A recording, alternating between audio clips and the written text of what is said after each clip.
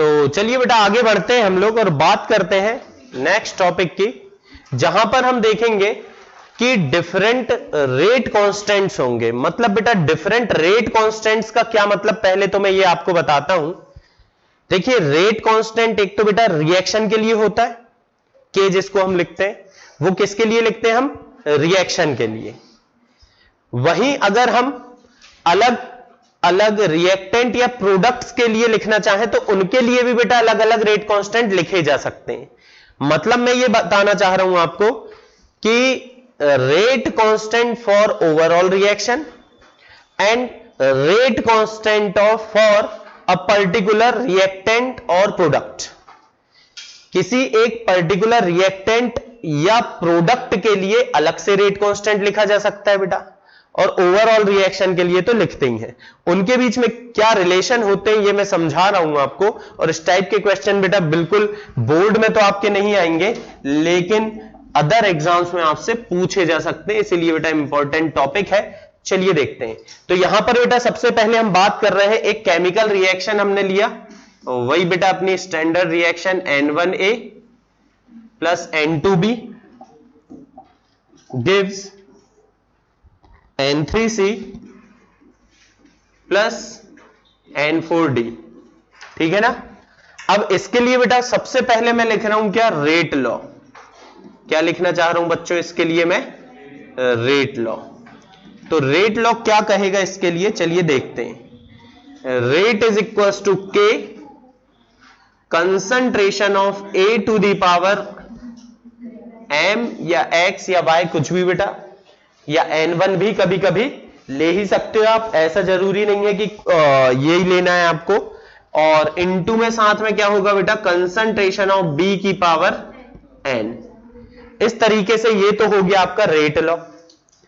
अब rate equation क्या होगी बेटा, इसके लिए पहले हम रेट इक्वेशन, मैंने दोनों बातें आपको सिखा रखी। रेट लॉ अलग होता है बेटा और रेट इक्वेशन अलग होता है।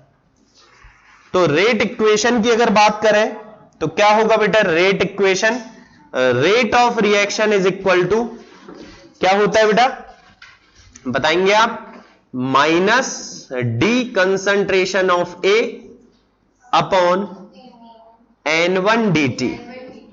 याद है बेटा, ये माइनस साइन क्यों लगाया हूं मैंने, ये माइनस बेटा चीख चीख करके बता रहा है कि ये रिएक्टेंट है जो कि टाइम के साथ साथ कम हो रहा है। तो इसको हम बोलते हैं रेट इक्वेशन। क्या बोलते हैं बच्चों, ऐसे ही हम B के लिए लिखेंगे तो B के लिए क्या बन जाएगा, N2 dt।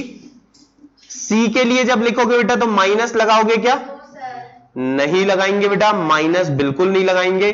और D के लिए लिखेंगे तो भी हम माइनस नहीं लगाएंगे। जब जब हम प्रोडक्ट के लिए अगर रेट इक्वेशन लिखते हैं बेटा तो उसमें माइनस साइन नहीं आता है, और वहीं जब जब हम प्रोडक्ट के लिए लिखते हैं, प्रोडक्ट के लिए लिखते हैं तो माइनस साइन नहीं आता है, और रिएक्टेंट के लिए लिखते हैं तो बेटा माइनस साइन आता है। ये बात हम बहुत पहले से फर्स्ट लेक्चर से समझते हुए आ रहे हैं। चलिए बेटा अब मेरा काम क्या है उस बात को आप समझिए। मैं रिलेट करना चाह रहा हूं रेट कांस्टेंट फॉर रिएक्शन। यहां के क्या है बेटा, के है यहां पर, के is rate constant of reaction, rate constant of reaction. ठीक है ना। अब देखिए मैं सब कुछ की बात नहीं करता, मैं बात कर रहा हूं बेटा आपके पहले रिएक्टेंट, मतलब इसको ले रहा हूं, इसको आगे बढ़ाना चाह रहा हूं।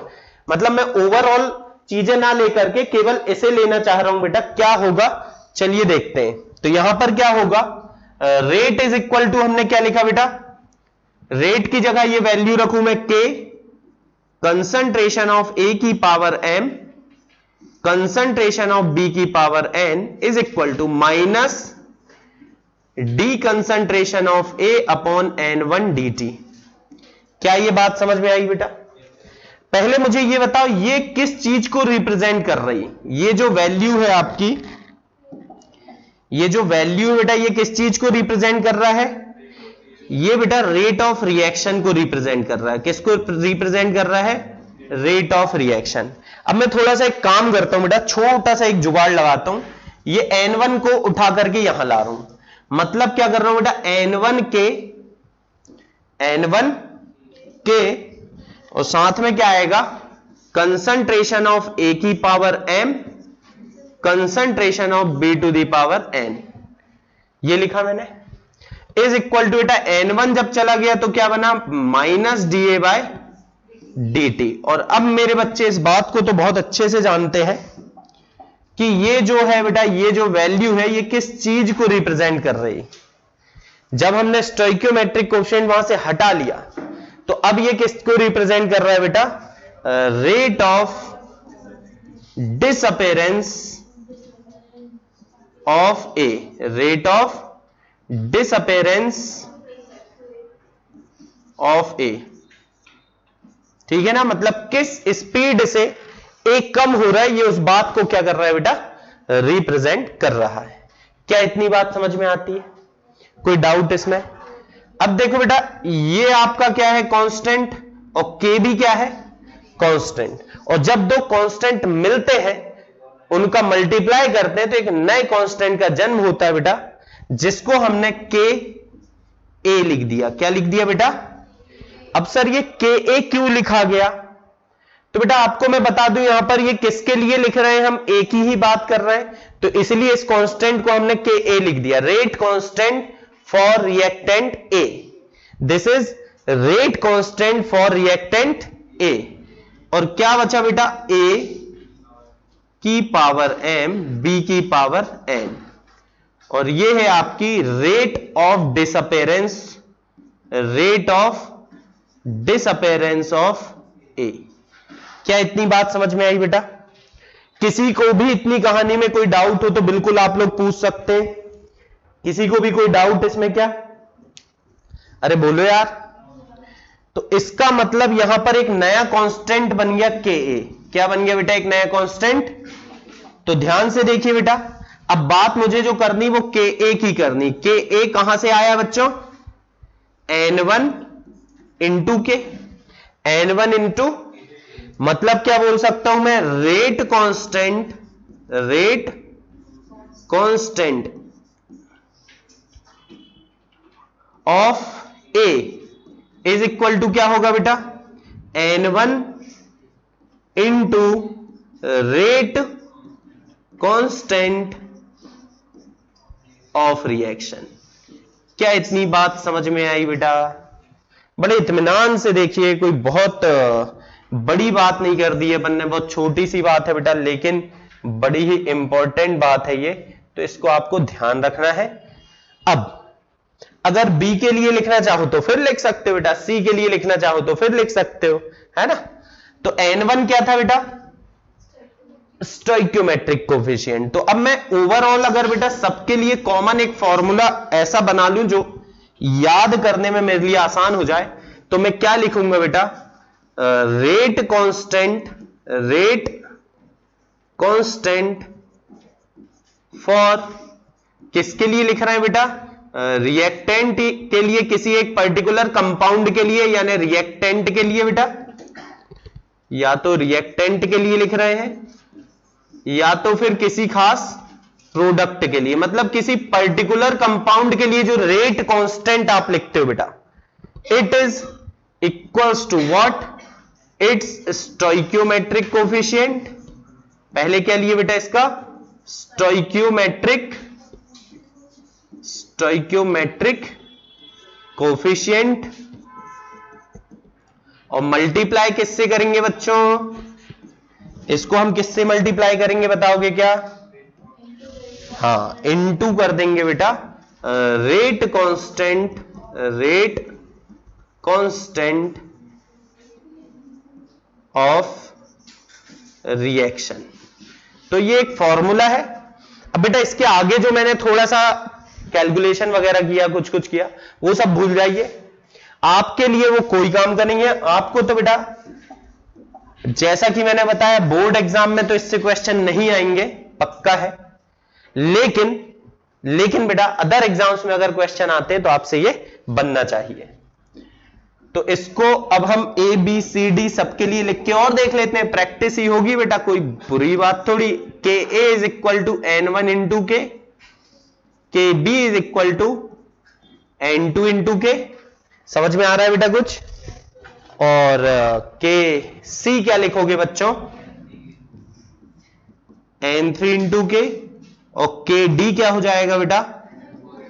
हाँ अब देखो फॉर्मूला ना इतना बड़ा सा, थोड़ा देखने में सर याद करने में बड़ा कठिन सा लगेगा, थोड़ा शॉर्ट कर दिया जाए तो के ए मतलब क्या है बेटा आपका, रिएक्टेंट,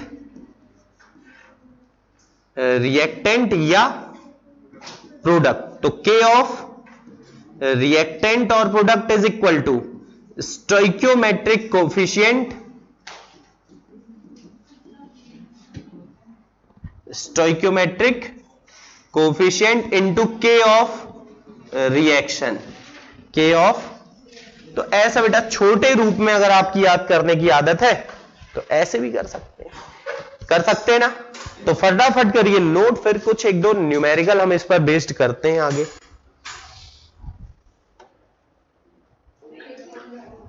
तो चलिए बेटा आपके लिए क्वेश्चन लेकर के आया हूं मैं। क्वेश्चन है आपका 2a plus 3b gives c, find relation between k1 k2 and k3।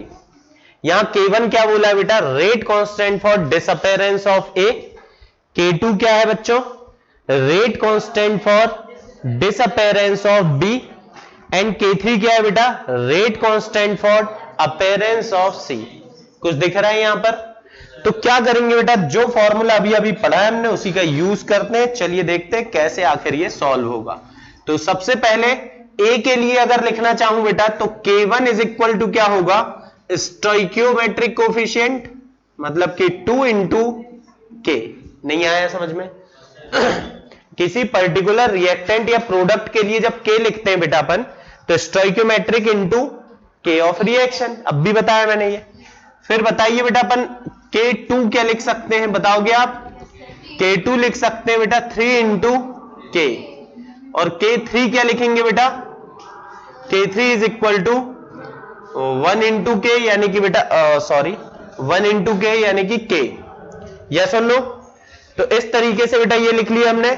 इसका मतलब क्या हुआ, यहां से अगर अपन निकाले बेटा K1 अपॉन 2 तो ये कितना आएगा K, K2 अपॉन 3 निकाले, K2 अपॉन 3 निकाले तो ये कितना आएगा बेटा K, और K3 is equal to K तो है ही बेटा।